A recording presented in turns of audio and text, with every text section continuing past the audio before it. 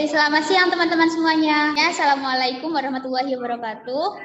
Selamat siang untuk Pak Tejo selaku dosen pengampu mata kuliah pengembangan soft skill dan juga teman-teman kelas B20.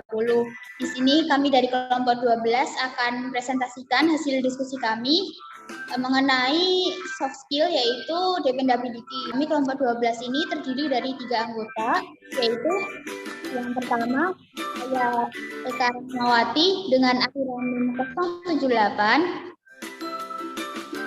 Lalu rekan saya ada Putri Rizky dengan akhiran NIM 079 dan juga Rida Putra Dewi dengan 036. Nah, langsung saja ke materi ya teman-teman. Jadi yang pertama yaitu kita akan bahas mengenai pengertian dari dependability.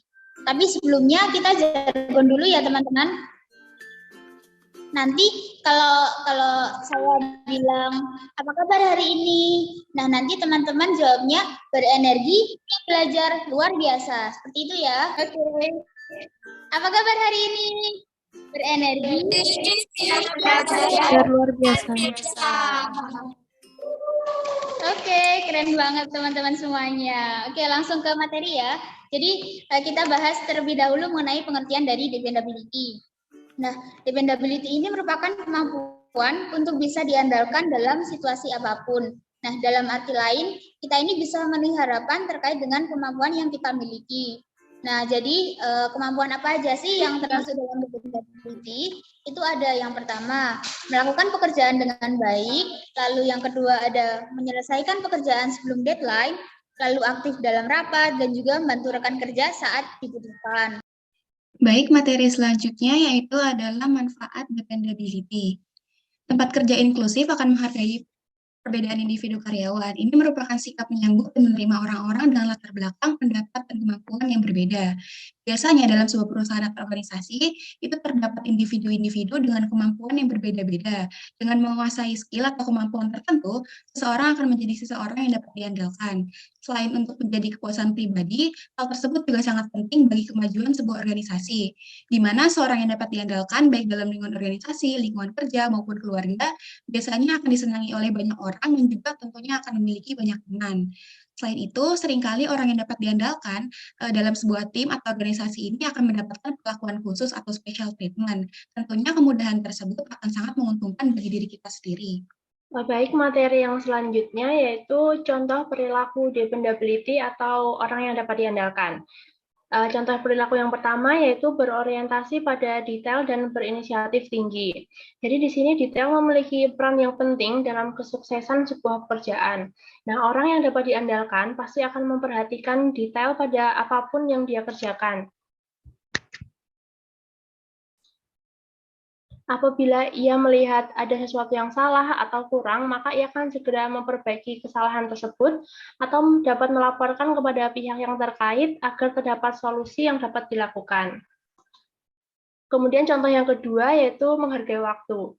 Nah, mungkin contoh ini terlihat sepele, namun apabila kita berada di suatu tempat seperti kantor tempat kita bekerja atau di kampus, dan kita dapat datang tepat waktu atau bahkan sebelum jam kerja dimulai, itu dapat menunjukkan bahwa kita adalah seseorang yang dapat diandalkan. Contoh yang ketiga yaitu setia dan suportif. Seorang pemberi kerja memilih pekerjaan atau memilih karyawan pasti yang dependable atau suportif, karena tahu kalau mereka pasti akan membantu rekan kerja atau temannya. Misalnya nanti kalau ada teman yang sedang cuti atau sedang sakit, ia tidak akan keberatan untuk membackup pekerjaannya untuk sementara waktu, sehingga operasional kantor tetap berjalan lancar, tim semakin solid, dan tujuan perusahaan lebih cepat tercapai.